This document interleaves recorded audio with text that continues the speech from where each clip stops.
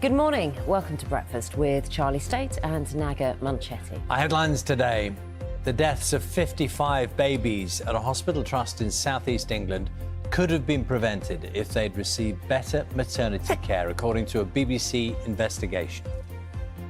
I said, I told you something was wrong, because about a week or two before I was in hospital and I was telling them something's going to happen, my baby is going to die.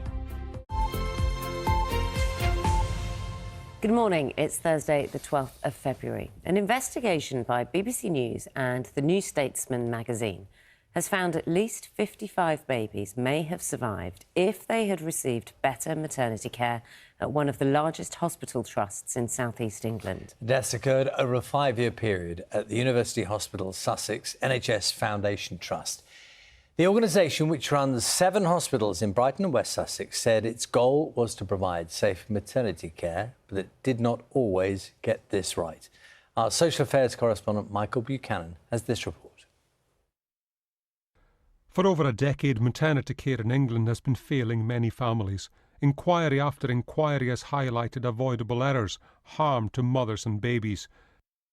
Now questions are being asked about another trust in Sussex. For Chloe and Tom, spending time with their young son has added meaning, given what they've been through. Their daughter Esme was stillborn at 38 weeks. In the weeks beforehand, Chloe had gone to hospital repeatedly in agonising pain and with reduced fetal movements. I instantly said, this is your fault. I said, I told you something was wrong, because about a week or two before I was in hospital and I was telling them something's going to happen, my baby is going to die. I had the strongest gut instinct. They constantly told me I was a overly worried first-time mum. We've learned that at least 55 babies between 2019 and 2023 may have survived with better care at the trust, which runs 4 maternity units, including one at Worthing Hospital. Working alongside the New Statesman magazine, BBC News has also discovered maternity errors have cost the trust almost £104 million over 4 years. It paid the highest total in England last year.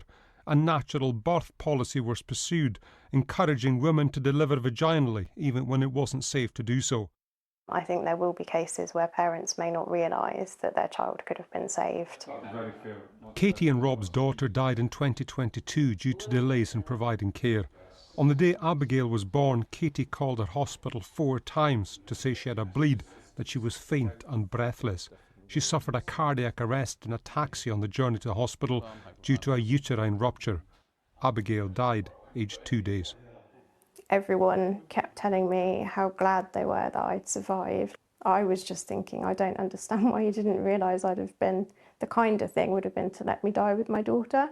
And I took it on as a kind of shame that I had let my daughter down and I'd let my family down. It took me a really long time to realise that we'd been let down, myself included. You didn't let anyone down.